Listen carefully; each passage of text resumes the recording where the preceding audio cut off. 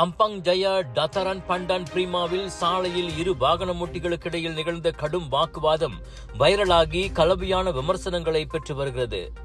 @இளங்கோவன் 5.58 என்ற டிக்டாக் கணக்கில் பதிவேற்றப்பட்ட வீடியோவில் சீன மாதுவும் இந்திய ஆடவரும் எதையோ பற்றி காரசாரமாக பேசிக் கொள்கின்றனர்.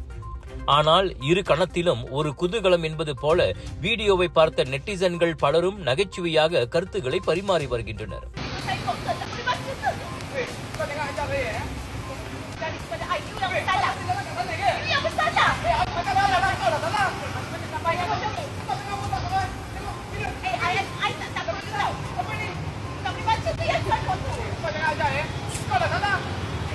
என்னதான் வாக்குவாதம் கடுமையாக இருந்தாலும் இருவருமே மலாய் மொழியில் சரளமாக உரையாடுவதை பார்க்க நன்றாக இருக்கிறதே என ஒருவர் சொன்னார்.